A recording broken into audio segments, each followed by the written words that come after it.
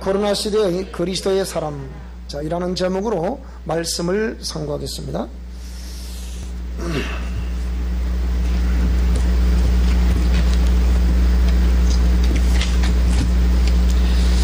전도자가 전도를 합니다. 예수님 믿으세요. 그랬더니 저는 예수님 믿습니다. 근데 왜 교회를 안 나가십니까? 교회 안 나간 지가 6개월 정도 됐습니다. 왜 안 나가시는지요? 코로나 사태 때문에 나오지 말라 그래서 안 나갑니다. 그러더랍니다.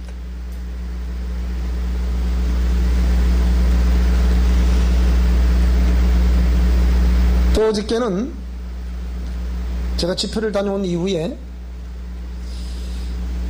한 분에게서 문자가 왔어요. 목사님, 오늘은 목사님 교회로 10의 1조를 보내겠습니다. 왜 그러시는지요? 하니까 우리 교회에서 갑자기 예배를 폐쇄한다고 연락이 왔습니다. 그래서 얼마나 마음이 상한지 목사님 교회로 보내겠습니다. 이렇게 가만히 있어 옵니다. 이렇게 또 갔다 와서 이제 아들의 가게에 또 들러서 요즘 어떠냐 그러니까 그래도 이제는 맷집이 생겨서 좀 괜찮습니다 그러더라고요. 그러더니 다시 현수막을 교체를 해서 전에 그대로 또다시 부착을 하려고 하니까 그런 마음을 먹는 찰나에 지금 이제 이게 8.15 사태가, 강화문 사태가 터졌다는 거예요. 그래서 아빠 조금만 더 기다리세요. 누가 제 마음을 시원하게 해달라고 합니까? 아들아, 하나님 마음을 시원하게 하려구나. 그렇게 그랬습니다.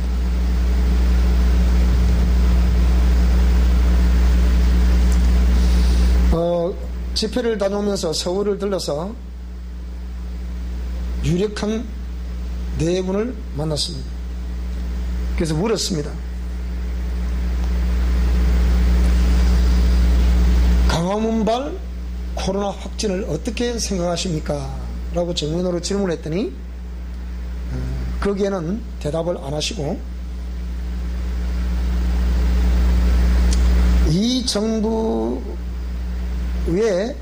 고위 관료로서 이 정부의 모든 그 회의에 참석을 해보니까 이 정부는 절대로 어느 누구의 말을 듣지 않는다는 겁니다. 당신들이 하고 싶은 대로 하는 거예요. 그래서 그 한마디에 이분이 저에게 무엇을 말씀하시려고 하는지 전 충분히 답이 됐습니다. 이것은 다름 아닌 코로나 팬데믹이라고 부르는 전 세계 대륙 가운데 2개 대륙 이상에서 동시다발적으로 세계보건기구에서 봤을 때 이거는 유행성 질병이다, 지속적으로 확진이 될 수 있다 라고 생각이 되면 세계보건기구의 사무총장이 팬데믹을 선포를 하죠. 유행성 질병이 창궐하게 된다. 그래서 국가 방역 체계를 구축해야 된다. 제가 이 말씀 드릴 때는 우리 성도들은 많이 말씀들을 들으셨기 때문에 또 새롭게 들릴는지는 모르겠습니다만은 제가 분명히 지난 올해 한 해 첫 새해가 딱 등장하면서 2월 초에 중국 우한발 코로나라는 바이러스가 창궐해서 길을 가다가 쓰러지는 모습을 이렇게 국제 이렇게 뉴스로 이렇게 방송한 걸 제가 봤습니다. 근데 하나님이 그때 뭐라고 제게 말씀하시느냐? 저 질병이 대한민국으로 들어오게 된다 그러시더라고요. 그래서 제가 이 담당하고 있는 관련된 이 고위 관료가 제가 전화를 했어요. 어떻게 생각하십니까? 그러니까 이 질병이 한국으로 들어오게 되면 우리 한국 어찌 되겠습니까? 근데 문제는 정치가들이 그걸 알고 있는지 모르고 있는지는 모르겠습니다만은 분명 이 정부의 담당 부서의 이렇게 장들과 대통령은 이 바이러스를 통제하지 않았습니다. 그때는 아직까지 팬데믹이라고 세계보건기구의 수장이 선포하지 않았을 때입니다. 그런데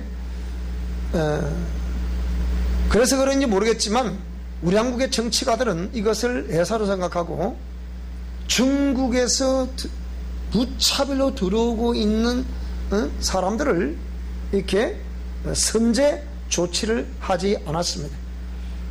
그런데 그 무렵에 다른 나라들은 선제적 조치를 취해서 이 나라들은 지금 코로나 바이러스가 하나도 없습니다.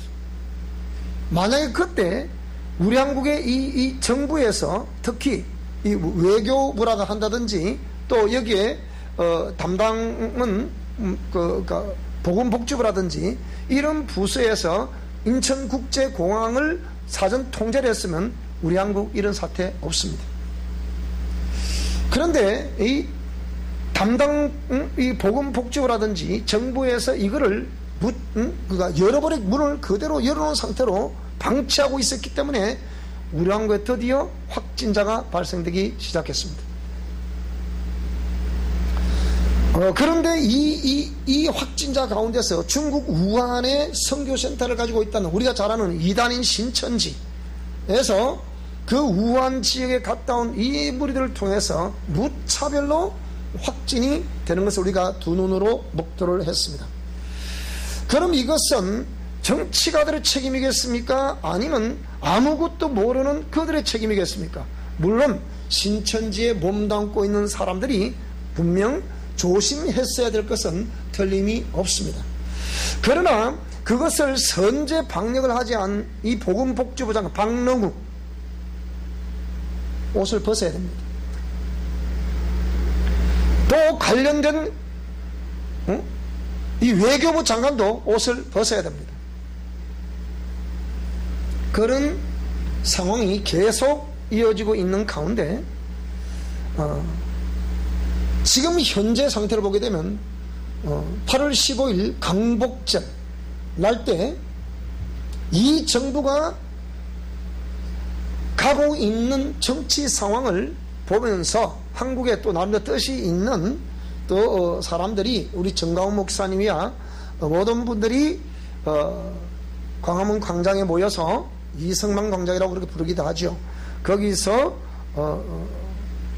이 정부의 실정을 이렇게 비토를 하면서 집회를 했죠.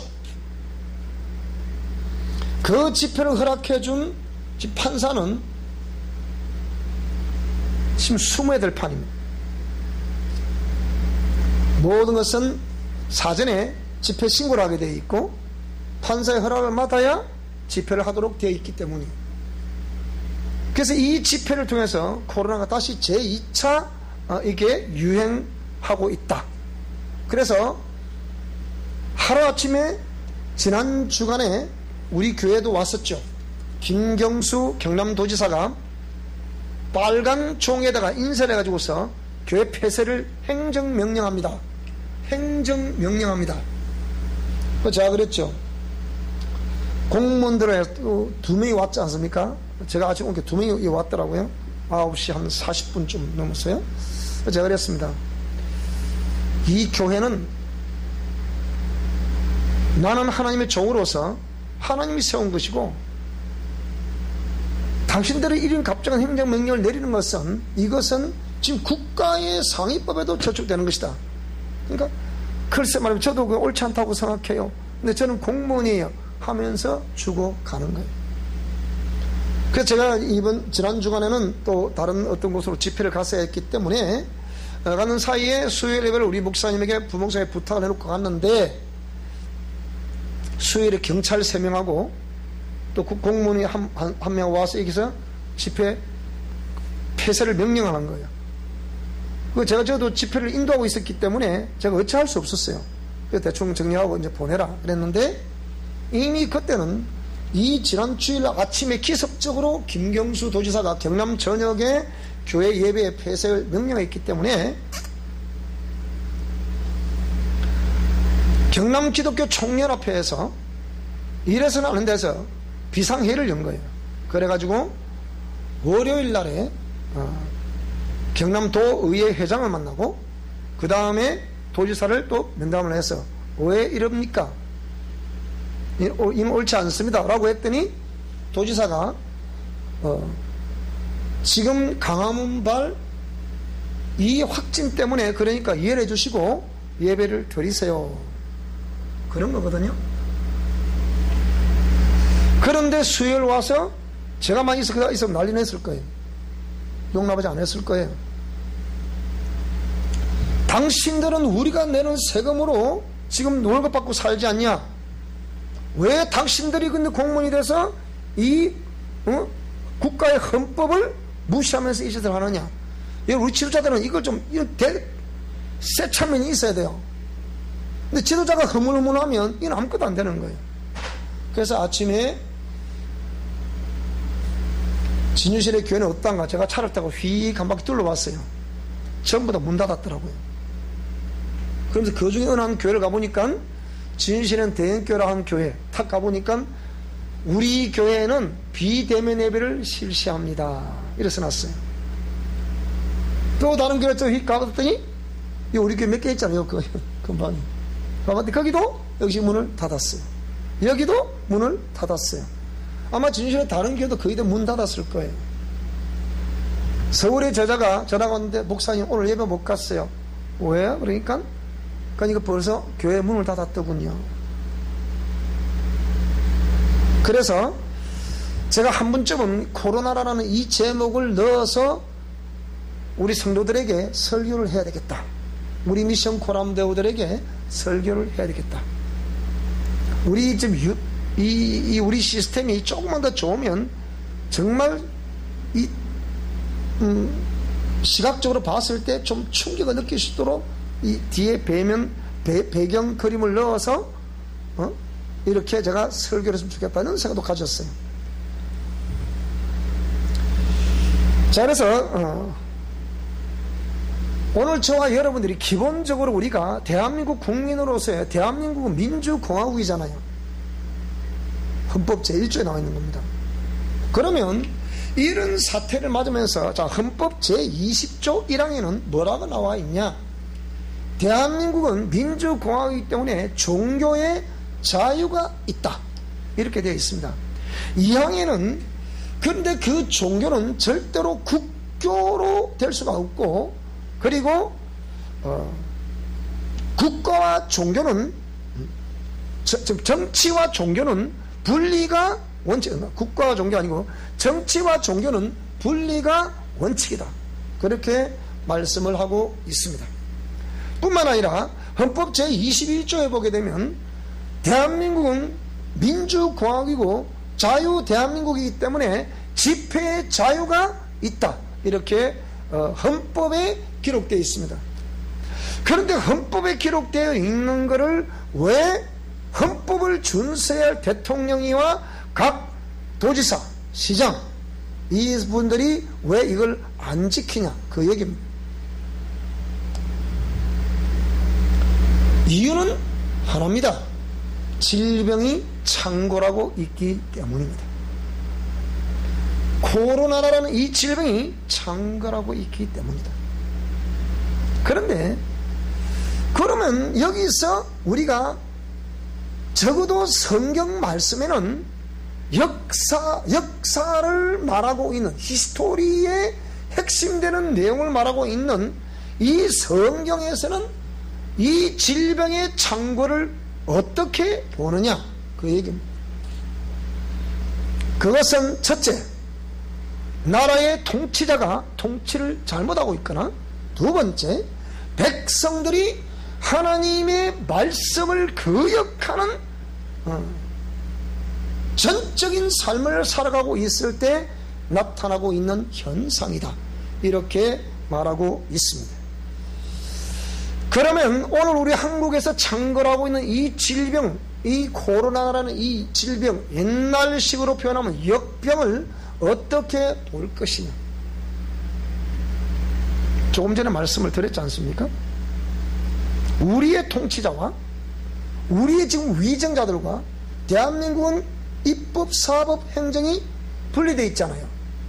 근데 이 입법, 사법, 행정을 총괄하고 있는 대통령, 그리고 그 부분의 지도자들이 무언가를 지금 잘못하고 있다는 거예요. 지금 무슨 소리 합니까? 백성들이 말을 안 들어서 그렇지. 말을 안 듣는 게 아니고, 제가 다시 말씀드리지만 선제적으로 방역을 했으면 의사협회에서 뭐라고 했습니까? 이는 선제적으로 출입 통제를 해야 됩니다. 말 들었습니까? 안 듣잖아요. 그래서 제가 지금 이 현재의 우리 대한민국이라는 이 구조를 볼 때 완전히 지금 대한민국은 거의 대부분 사회주의 국가로 한 80%, 90% 정도 지금 되어 있는 상태인데 막상 이 통치자가 딱 통치를 해보려고 하니까 이 사람들은 나의 사람이겠지 라고 생각해서 세웠던 지금 현재 검찰총장 윤석열, 감사원장 최재형, 의사협회, 이런 사람들이, 의식 있는 사람들이 옳지 않은, 그들의 이념과 어떤 통치 철학을 옳지 않다는 게 아니고 이들이 왜 백성들을 편안하게 하지 않냐, 그리고 그걸 해놓고서 그 책임을 왜 백성들에게 묻냐, 지금 그 얘기입니다. 백성들이 뭘 압니까? 아무것도 모르잖아요. 통치자가 이렇다고 하면 그걸 따라갈 수밖에 없는 게 백성이잖아요. 그래서 검찰총장이 볼 때 임명할 때는 우리 윤 총장님께서 살아있는 권력도 절대로 눈치 보지 말고 수사하십시오. 대통령의 지시대로 충실하게 수행을 했더니 지금 대통령이 볼 때 심히 불편한 것이고, 당신이 세운 법무부 장관을 조국을 시켜서 또 지금 현재 추미애를 시켜서 검찰총 당신 옷 벗어라, 빨리 나가라. 근데 이분이 끝까지 버티고 있는 거예요. 그러니까 삼방팔방 전방위적으로 압박을 해서 심지어는 국회의원들까지 대놓고 그냥 비토를 하고 대놓고 그냥 인격 모독을 하고 있는 거죠. 그래도 꿋꿋하게 버티고 있죠. 최재형 감사원장 절대로 그렇게 하지 않을 것이다 라고 임명을 했더니 이분도 지금 모든 국가의 전 그러니까 영역의 업무를 감사를 했는데, 그 감사를 하는 가운데 당장 원전 폐기를 명령했는데 이거 옳지 않다, 이 감사를 좀 해야 되는 거예요. 결과를 내놔야 되는 거예요. 국회를 하게 되면, 정기국회 하게 되면 그거 다 내놔야 되잖아요. 그 결과를 그 감사원장으로 임명했으니까 내놔야 될 거 아닙니까? 지금 그런 상황. 이런 상황이 되다 보니까 오죽했으면 요즘 참 왜 청와대에서 자기들이 야심차게 청와대 신문고라 했던 거기, 그 진인 조은산이라는 30대 젊은 친구가 그때 정면으로 과거 시대 때, 왕정 시대 때 있었던 상소문을 배경으로 해서 지금 현재 이 정부가 행하고 있는 모든 것들을 조목조목 그 상소문을 따라 비판하는 걸 내놨더니 지금 이것이 난립니다. 일파만파로 퍼지고 있는 거예요. 잘못하고 있다는 거죠. 그래서 이런 상황을 바라보면서 지금 경제가 마비된 지가 언제며, 그러면 지금 이 외교가 또 마비된 지가 또 언제고, 심지어는 드디어 북한에서 통전부에서 지금 이 완전 남한에 있는 고정 관첩들에게 내보내는 이 방송까지 해내는 파야. 지금 이런 시대에 살고 있습니다. 여러분 중에 내 옆에 있는 이 사람이 지금 간첩인지 아닌지 모르는 시대에 지금 살고 있어요. 결국은 이대로 쭉 가면 어떻게 되겠습니까? 과거에 중국과 러시아 이런 공산국가 원조들이 나라를 공산화시킬 때 어떻게 했냐? 한 지붕 밑에 4가정, 5가정, 6가정, 몇 가정을 계속 한 지붕 밑에 기거하게 만드는 거예요.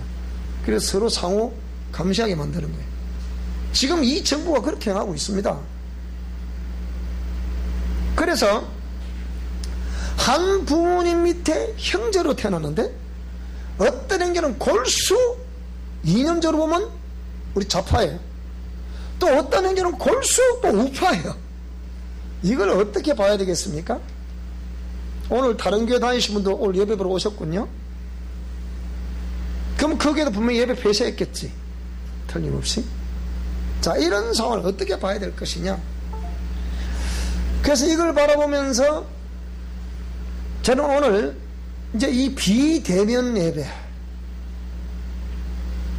이 시간을 빌어서 오늘 코로나 시대에 그리스도의 사람이 누구냐, 제가 질문을 던지는 겁니다. 화두를 던지는 거예요. 코로나 시대에 그리스도의 사람이 도대체 누가 그리스도의 사람이냐. 제가 서울 갔더니 서울에 우리 멤버십들이 뭐라고 그러느냐. 서울에 대형교회 댕기잖아요. 이들이 하신 말씀이, 목사님 지금은 분명히 그분이 저보고 알곡과 쭉정이를 가르는 시대 같아요. 목사님은 어찌 생각하세요? 그럼 저는 뭐라고 대답해야 되겠습니까? 일반은 성도들이 알곡과 쭉정이를 고르는 시대라고 말하는데 목사님 내가 아니에요 이렇게 말해야 되겠습니까? 네, 확실히 그렇다고 봅니다. 그렇게 말을 해야 되겠습니까? 그런데 성도들이 그렇게 목회자인 저에게 질문을 하는데 지금 왜 진주에서도 대형교회라는 모든 교회들이 우리 교회는 비대면 예배로 실시합니다. 현수막을 또 걸어놓고 그렇게 한다. 국가에서 비대면 예배하라 그랬습니까? 해도 괜찮다고 말하지 않습니까? 그런데 왜 비대면 예배를 실시합니까? 이유가 뭡니까? 그걸 제가 지금 묻는 거예요.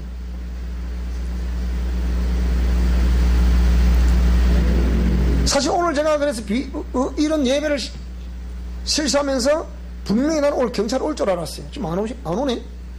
와서면 당신도 예배 보고 여기 앉아라.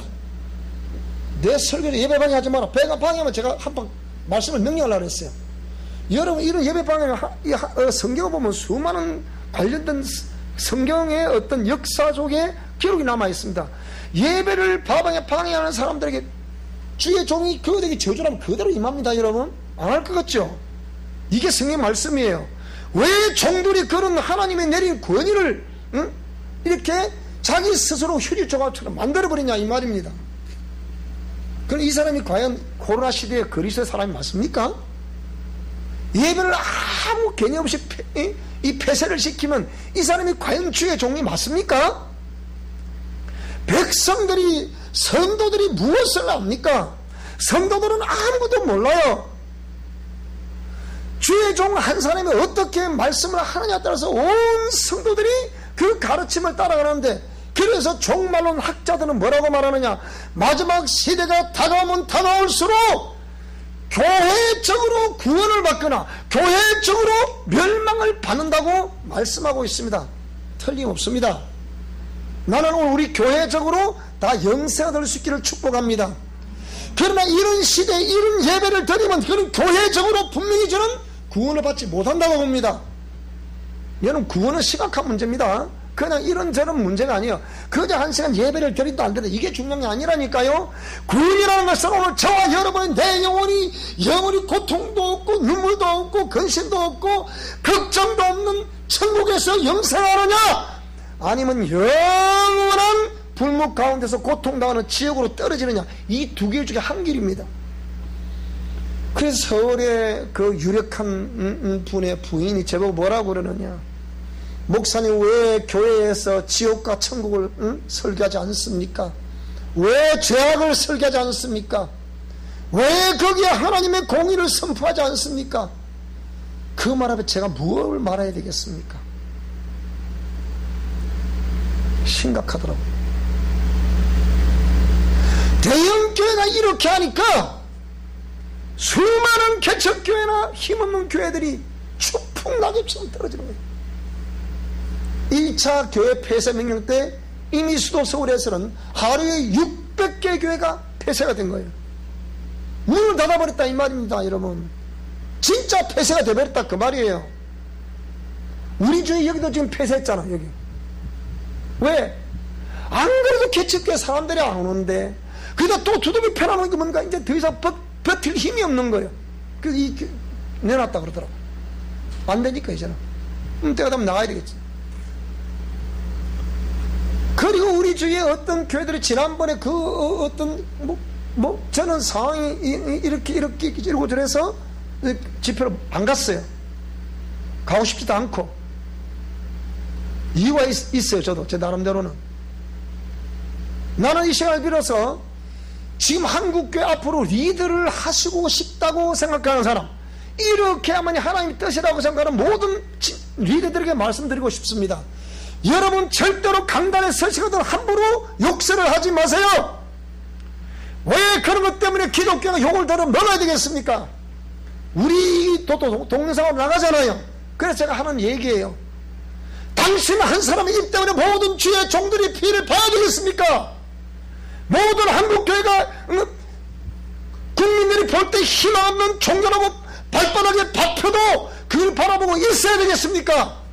누군가는 선포해야 되잖아요.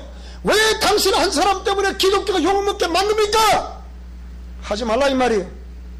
그래서 전 집회 참석 안 하는 거예요. 무슨 말씀이 이해됩니까? 왜 주의 종들이 이 소리를 못하단 말이에요. 그래서 저는 거기에 분이 일어나는 거예요. 분이. 제가 뭐 책에 썼어요. 나는 이분의 모든 신학 사상, 신앙관, 역사관 100% 지지합니다. 그러나 이거 하나만큼은 저는 지지하지 않습니다. 그랬어요. 우리 단톡방에도 올렸죠. 어느 우리 한국의 유력한 또 목사님이 또 말씀하셨어요. 이래서는 안 된다. 또 그와 함께 김중곤 목사님으로부터 당신들이 아니면 한국교회를 살려낼 수 없다고 말했던 그 한번 목사님 뭐라고 그러느냐. 지금 현재 이 강화문 집회를 있는 우리 정강훈 목사님을 향해서 이렇게 해서는 안 됩니다. 방송용어를 쓰셔야 됩니다. 그렇게 말을 하잖아요. 왜 그렇게 말해도 자꾸 거기에 서면 이 상스러운 소리가 납니까? 그렇기 때문에 당신 때문에 수많은 주의 종들이 지금 피해를 보고 있다고요. 왜 그건 생각하지 않냔 말이야. 뜻이 있는 주의 기독교인들은 다 찬성을 해줍니다. 맞잖아요. 여러분, 저도 찬성하죠. 우리 다 찬성하잖아. 저 찬성해요. 그런데 뜻이 있어 찬성을. 근데 우리한테는 옳습니까? 옳지 않습니까? 안 물어도 됩니다. 안 물어도 돼요. 그 누구한테 물어야 되겠습니까? 안 믿는 사람들에게 물어야 되고, 진보층 있는 사람들에게 물어야 되고, 중간지대인 사람들 물어야 되겠습니다. 그러면 하나님을 잘 모르는 그들이 이렇게 목회자가 성직자가 서서 야 이 새끼야 소새끼야 개새끼야 이렇게 하면 되겠습니까 여러분? 상식이 안 되는 행동을 하니까 안 된다는 거라니까요. 제가 틀렸습니까? 맞습니다 여러분. 그래서 우리 기독교 가슴을 쳐야 되는 거예요. 주의 종들은 당신의 가슴을 쳐야 되는 거예요. 왜 그걸 모르냐고요. 왜 생명의 도가 내동댕이 쳐서 수많은 사람들이 발피문을 당해야 됩니까? 이유가 뭐예요? 자꾸 그것을 이 정부의 선전선동이라고 그렇게 생각하시면 안 된다니까. 게다가 우리 학교에서 가르칠 때 그러잖아요. 누구나 잘하세요? 너나 잘하세요. 제보고 자꾸 오라 목사님 안 도와주면 누가 도와주시겠습니까? 내가 왜 그런다 자꾸 동참을 하냐? 그 생각이 옳고 다 오라도 그 리드에 나 이것 때문에 나는 참석을 못하겠노라 그랬어요. 그래서 안 하는 거예요. 자, 그래서 이 코로나 시대의 그리스도의 사람은 오늘 우리는 우리 자신을 돌이켜 봐야 되겠다.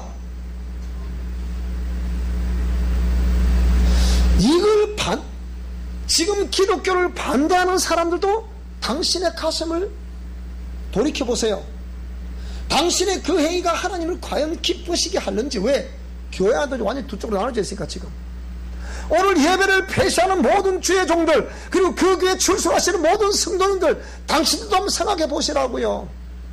지금 우리가 이렇게 대면 예배를 하니까 대면 예배가 옳지 않다 고 말하는 당신들, 하나님 말씀 앞에 공의의 말씀 앞에 당신의 의도를 한번 말씀해 보시라고요. 뭐가 옳으냐 이 말입니다.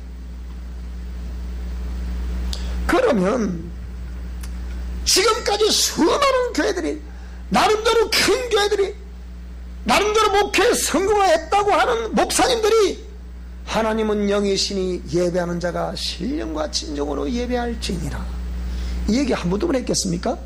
매 예배 시간 때마다 하잖아요. 그렇죠? 그럼 뭐가 영과 진리로 예배하는 것입니까? 무엇이 영과 진리로 예배하는 거냐고요? 폐쇄하는 게 영과 진리로 예배하는 겁니까? 비대면 예배라는 것이 이게 영과 진리로 예배하는 겁니까?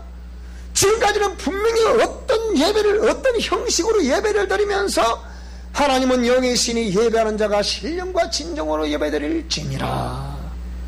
그것도 음성으로 저는 이게 좀 이 격분이 일어나니까 이렇게 말을 하지만, 그 사람들은 거룩하게 근엄하게 말도 천천히 떨어가면서 얘기하잖아. 그래 안 그래요? 그게 그러면 거룩한 예배입니까? 그게 영과 진리로 드리는 예배입니까? 말도 안 되는, 말도 안 되는 얘기를 하고 있는 거예요. 말도 안 되는. 그런 지도자가 있기 때문에 성도들도 혼란스러운 거예요. 그럼 여러분들 그렇게 말씀하시겠죠? 그럼 목사님 말씀은 옳습니까? 그럼 뭐가 옳습니까? 그러면 제 말씀이 옳다는 얘기 아니고 성경 말씀이 옳다 이 말입니다. 그러면 성경에서 뭐라고 말하고 있느냐, 우리 봐야 될 거 아니에요. 오늘 본문에 등장하는 이 수가성의 여인, 이 여인, 수많은 신학자들이 이걸 장녀라고 합니다. 그런데 내용을 자세히 싹 읽어보게 되면 이 여자는 결단코 장녀하고는 아무 상관없는 사람이에요. 뭘 근거로 해서 이 사람을 장녀라고 합니까? 오늘 본문을 간단하게 보겠습니다. 7절에 보게 되니까 사마리아 여자 한 사람이 물을 기르러 왔다. 근데 처음부터 다시 읽어보게 되면 예수님께서 제자를 삼고 세례를 베푸시는 것이 요한보다 많다는 것을 바리새인들이 들었다. 그래서 예수님이 유대를 떠나 다시 갈릴리로 가시려고 하셨다. 예수님 당시에 온 유대와 사마리아와 땅끝까지 이르러 내 복음의 정인이 되라 그랬는데, 예수님 당시에 온 유대와 사마리아와 땅끝이라는 게 뭐냐? 그거는 이스라엘 나라 개념으로 설명한 거예요. 그러니까 예루살렘을 중심으로 해서 형성된 지역이, 우리 대한민국도 남부 지역, 북부, 중부 지역, 북부 지역 하듯이 그 지역은 유대 지방이라고 그래요. 중부 지방을 사마리아 지방이라고 그래요.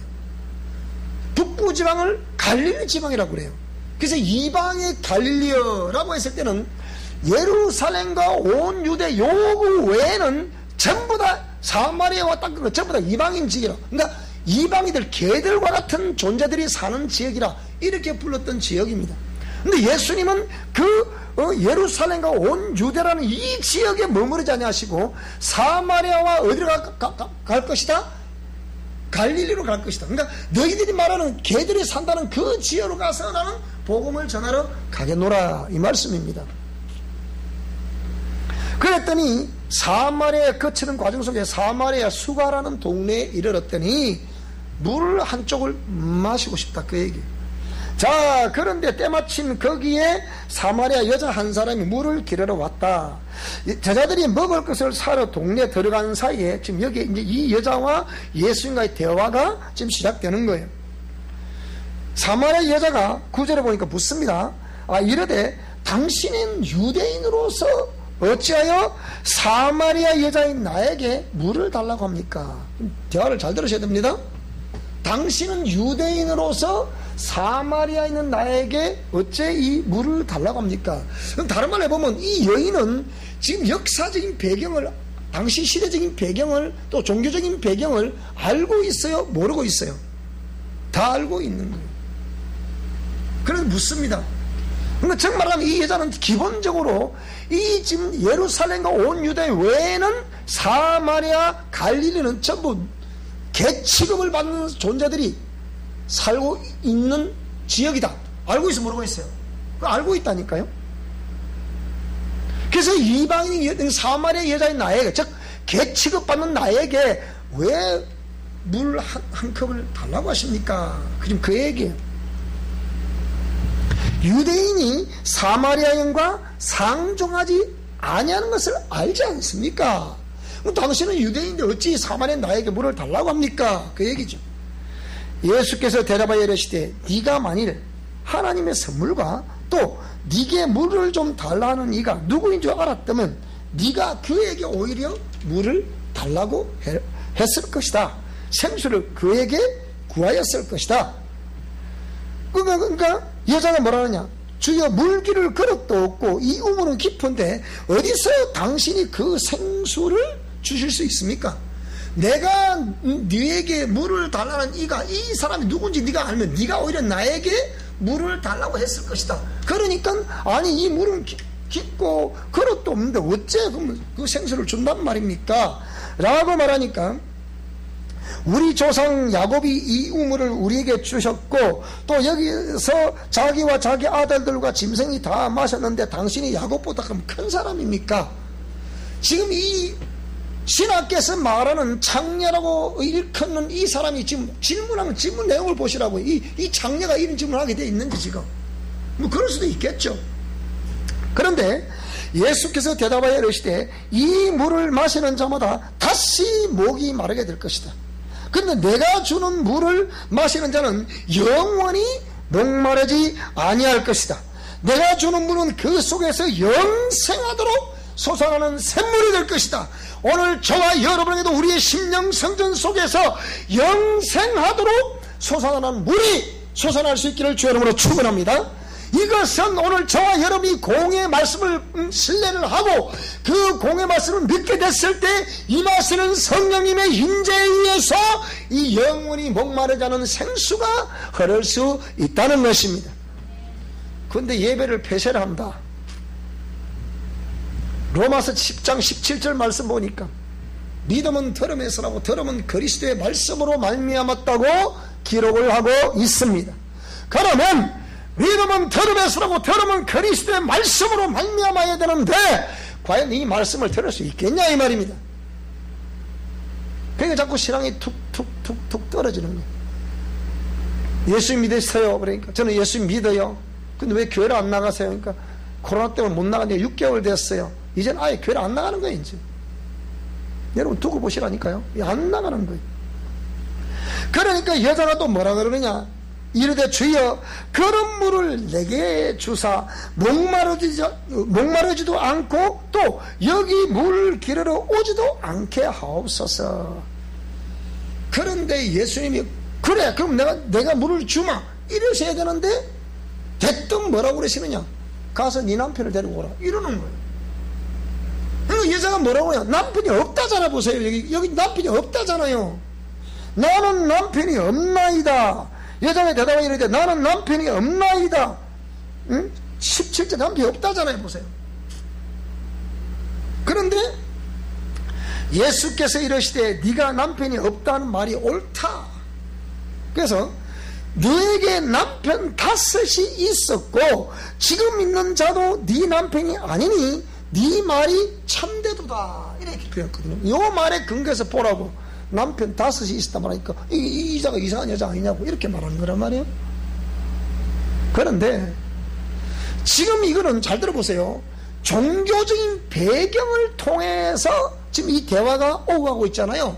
종교적인 배경을 통해서 유대인인 우리 예수님과 사마리아인이라고 부르는 이 여인, 이방인이라고 부르는 이 여인, 개같은 자들이라고 취급받는 이 여인과 택한 백성들이라 부르는 이 유대인, 이 관계에서 종교적인 배경을 통해서 이 말이 나가고 있는 것이라고 본다면, 그럼 여기에 이 남편 다섯이라는 것을 실제 남편으로 봐야 되는지 아니면 종교적인 배경으로 봐야 되는지 라고 했을 때 제가 보는 길에서 종교적인 배경으로 봐야 된다, 그 얘기입니다.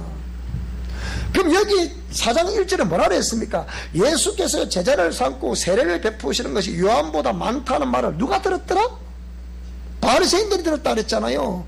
그럼 바리새인들이 지금 누구 했습니까? 지금 현재 이 여인에게는 종교적인 배경으로 보자면 이 사람을 다스리고 통치하고 있는 사람이 누구였다고요?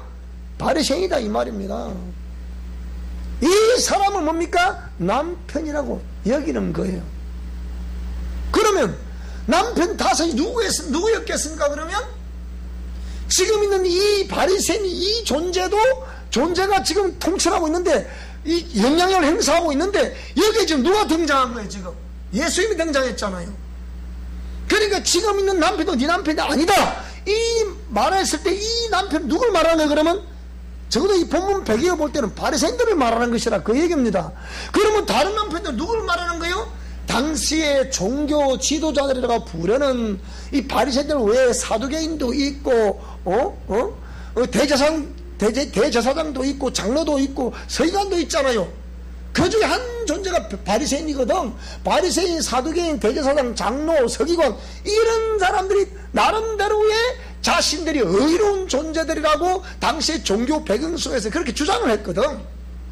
그러니까 그 마지막에 등장한 존재가 누구라고요? 바리시움 운동이라고 주창했던 그 후예라고 불렀던 이 바리새인들, 자신의 법을 만들어 놓고 이 법을 지켜야 옳다라고 말하는 이 바리새인들, 그래서 이 독사의 새끼들을 부르는 거예요.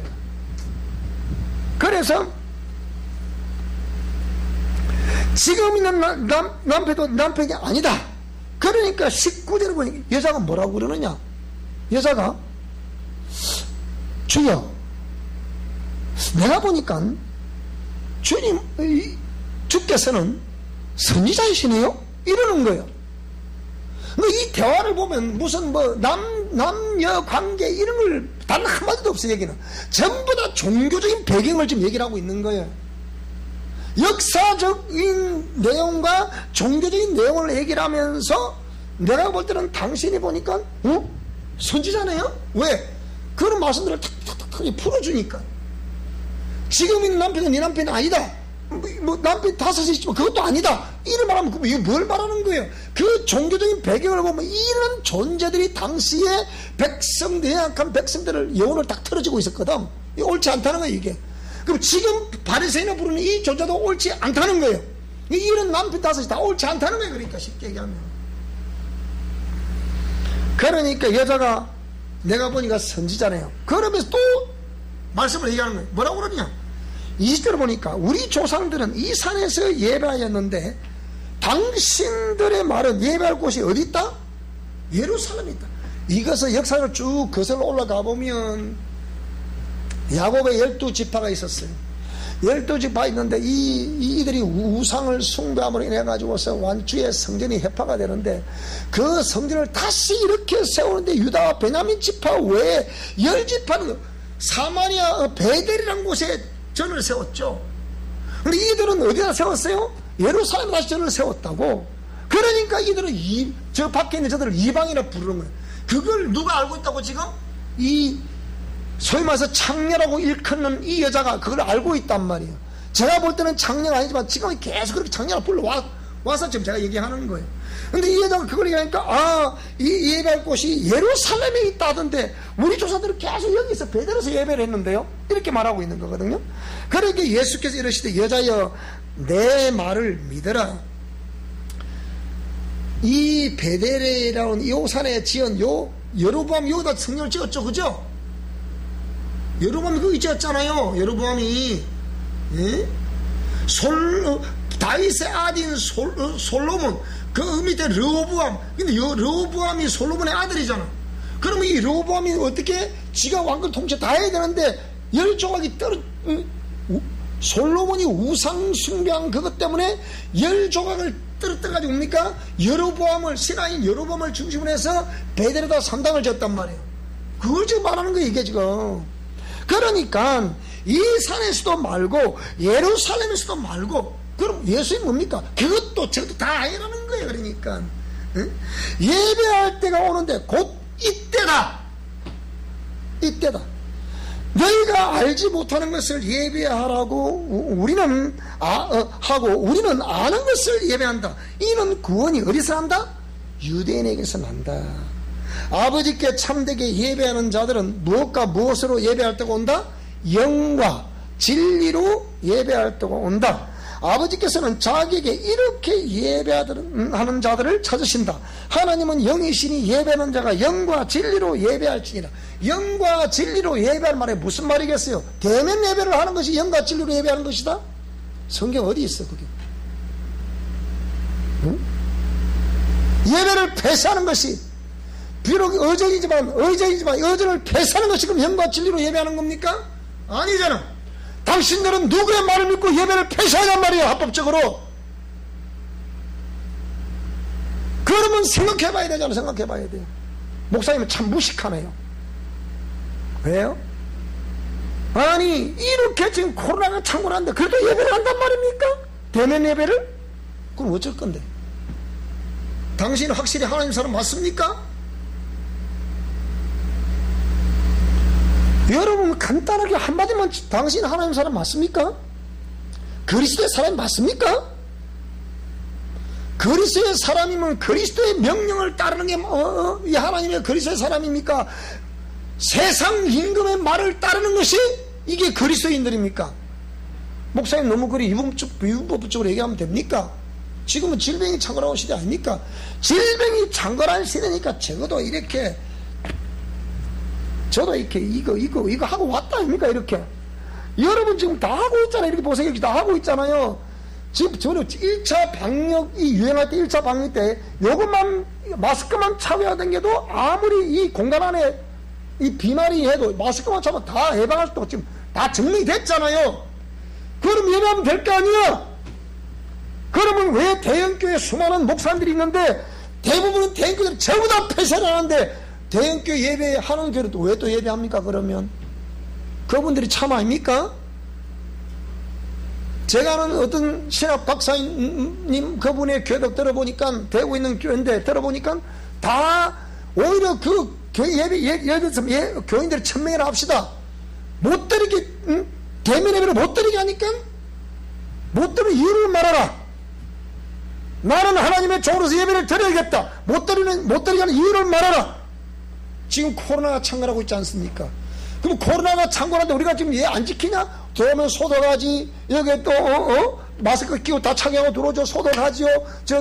다시 이거 체킹해서 열을 기록가 하지요. 예? 또 식사를 또 안 하지요. 다 해주잖아. 이렇게 하면 되는 걸 왜 예배를 안 하냔 말이야. 그러니까 뭐가 하나님의 종이고 뭐가 참 예배냐 이 말이에요. 생각해보자. 따라 생각해봅시다. 생각해봐야 되잖아. 그런데 우리 한 분이 말하니까 다른 분이 그러더래. 내가 막 그런 사람들 작은 씹을 거라 그러더래. 참, 나도 사람은 작은 씹을 거라고? 뭐 씹어봐 그러면 어찌 되는지. 여러분 제가 우리가 합법적으로 하지 않는 것에 대해서는 책임감이 있기 때문에 그건 책임을 져야 되잖아요. 그렇죠? 그럼 우리가 합법적으로 하고 있다면 그거는 전부 자기들이 책임을 져야 되잖아. 자기들의 방역 실패를 왜 우리가 뒤집어 씌우냐 이 말이요. 나는 그게 옳지 않다는 거죠. 그러니까 왜 주행들이 그걸 옳지 않다고 말을 못합니까? 그 얘기예요. 제가 하는 얘기는. 응? 그러니까 우리 성도들이야 오늘 이 얘기 사실 어쩌면 오늘 우리 성도들이 비대면 예배해야 되고 비대면 예배하는 사람들 제가 저 카메라 보고 막 난타를 해야 돼. 우리 교인들이 괜히 우리 교인들 예배 잘 되다 보니까 저한테 꾸준 듣는 것 같지만 우리 교인들은 제가 칭찬한 바입니다. 여러분 참 잘하고 계십니다. 이래 돼야 되지. 그래 안 그래 여러분? 괜히 목사님 가음질을 하니까 우리 성도 나보고 자꾸 그러는 것 같아. 나는 예배 잘 드리고 있는데 맞잖아 여러분. 그래 안 그래요? 그래서 그 당시나 지금이나 똑같은 상황 속에서 이런 시대가 온다 한들 왜 그런 게 없잖아니까 이러더라고요. 1부 예배 100명 나오라, 2부 예배 100명 나오라, 3부 예배 100명 나오라. 소독 철저히 하잖아. 우리도 사모님 여기 소독 일주일 2번씩 합니다, 여기에. 다 오종일 뿌리가 전부 다 닦고 다 해요, 사모님 전부 다. 여러분 안 하시면 사모님 혼자 다 해. 그래서 우리 권사님들 그런 거 하는 게 권사라고 그랬잖아요. 우리 권사님 돈 많이 버시다가 못하지만. 앞으로 권사님 되실 분들 교회 청소를 잘 하시기 바랍니다. 그러니까 이렇게 우리 남들 예배를, 그래서 이 교회는 원래 1부, 2부 하던 예배를 1부, 2부, 3부, 4부, 5부 쫙 들어가지고 전부 다 교회 와서 대면 예배 하게 만드는 거예요. 그럼 그 사람들이 바보라서 그렇게 합니까? 신학 박사잖아, 그 사람들도. 그렇게 하는 반면에 왜 단 한마디에 교인들의 동의도 얻지 않고 자기 마음대로 문을 닫아버리냐 이 말이에요. 무슨 말이 되죠, 그죠? 교인들은 정말 그렇게 우리는 진심으로 예배하고 싶다 그 얘기요. 하나님의 말씀대로 살아가고 싶다 그 얘기요. 대한민국에서 이런 자유가 없으면 자유로운 대한민국이 아니죠. 그래서 헌법에서 자유를 빼자는 거예요 지금. 여러분 이게 무슨 일입니까? 그런데 이 정부에 가려고 뭐라 한다고요? 이 정부는 절대로 타협하지 않습니다. 끝까지 밀고 나간다는 거예요. 그러니까 어떤 부서의 장도 끝까지 밀고 나간다. 그러니까 상식적으로 봐도 저 사람이 정신질환 있는 사람 아닌가 혹시나? 그러니까 잠깐 대통령도 저 혹시나 정신질환 아니요? 저 장관도 혹시 정신질환 있는 거 아니요? 얼토다도 소리를 하니까 지금. 네? 지난번에 강복 회장이 뭐라 그랬어요? 누구도 마땅히 그는 사형받아야 된다, 어떤다? 백선엽 장군을 그랬잖아요. 그런데 이 국방부 장관이 뭐라 그랬어요? 자기는 군인 출신이잖아. 뭐라 그래요? 그거는 아니지요. 그랬단 말이에요. 근데 그건 아니죠. 그 한마디 했다고 국방부 장관이 목도 잘합니까? 국방부 장관 지금 교체하잖아, 다시 또. 이런 식이라고, 여러분. 그 자기 말에 맞는 말을 하면 아무리 수많은 백성들이 이상하게 봐도 이 좋은 사람이 이 젊은 30대쯤 여러분 30대 생각해보세요. 지금 요즘 30대는 전부 다 저쪽입니다, 여러분. 근데 이 30대 뭐라 했다고요? 상소문을 올렸다. 지금 난리났자 그래가지고. 그런 상황 속에서 보세요. 국회의원이라는 자가 앉아가지고 이 정부의 대부분의 무슨 윤리부장인가 하던 사람이 뭐라 그래요 지금? 그렇게 하는 말씀대로 그러니까 법대로 해보려고 하는 사람들을 당장 지금 지도 새도 모르게 없어져야 될 사람이라고 누가 앞에 엄포로 무슨 과거에 군사정권 시절에 하던 것들을 가면 이런 거 없이 사라지더라. 그런 얘기를 지금 이 정부 시대에 지금 하고 있다니까요. 이들 나름대로의 그때 독재정권 싸우던 이 사람들이 자기를 그 소리 하고 있다니까요. 어떻게 해요? 지도자도 보면 철회부장 이러고 있다 지금. 여러분, 그래서 정말로 이 시대적으로 우리가 이 시대에 이 코로나 시대에 그리스도의 사람이라는 사람들이 정말 이때를 위함이 아니냐. 이때 우리가 믿음을 보이지 않으면 언제 믿음 보일 건데, 그러면. 기독교의 생명력이라는 것은 정말 풍전등화 같은 위기일 때, 그때 생명의 도로서 위력을 발휘해야 되는데, 우리 한국 기독교 지금 처참하게 난자를 타고 쓰러지고 있는 거예요. 아무도 거기에 책임을 지지 않아요. 그래서 뭐라고 그러냐? 내가 기가 차더라고. 그것도 K교단이라는 곳에 한국 최고의 보수라는 K교단에 있는 목사가 내보고 그러더라고요. 제 앞에 뭐라고 그러느냐? 대통령도 하나님이 세운 사람인데 대통령 말을 잘 따라야 되지요. 이러더라고요. 그럼 대통령이 지옥 가면 따라갔긴가? 말도 안 소리하고 있는 거죠. 자, 그래서 오늘 저와 여러분들 이런 이 시대에 코로나 시대에 누가 그리스도의 사람인가? 저도 우리 국가 대한민국이라는 나라 속에 살고 있기 때문에 국가가 내리는 이 법도 우리가 잘 지켜갈 수 있기 바랍니다. 아시겠습니까? 평소에 마스크 잘 차고 다니시기 바랍니다. 마스크 잘 차고 다니시고 웬만하면 나 그랬어요. 우리 전대구한테 그랬잖아요. 1차 우리 막 유행할 때 우리 교회는 동선이 다 이렇게 정해져 있습니다. 특별히 이렇게 어떤 사업하시는 분들이 또 이렇게 우리 도를 넘어서 가시는 분도 있는데 우리 교회에서는 딱 제가 볼 때 조심해서 딱 2사람이다. 3사람이다. 아니, 두 사람은 조심하면 돼. 나하고 우리 권사님만 조심하면 돼. 다른 사람은 다 아침에 출근했다가 저녁에 돌아오고, 아침에 출근했다가 저녁에 돌아오고, 아침에 출근했다가 저녁에 돌아오고, 그런 사람 아닙니까? 근데 저 이문사님은 도를 넘어가. 여기 부산을 가잖아, 예를 들자면. 예를 들자면 대구를 가잖아. 저도 한 번씩 가면 대구를 갔다가 서울을 가잖아. 이래 하니까 저하고 우리 권사님만 조심하면 돼. 그러니까 우리 저하고 권사님 둘이는 제가 아직 밖에 나서 우리 집사람이 제안을 봤을 거예요. 우리 집사람 잘 안 하더라고. 나는 밖에 딱 진유를 떠나는 순간부터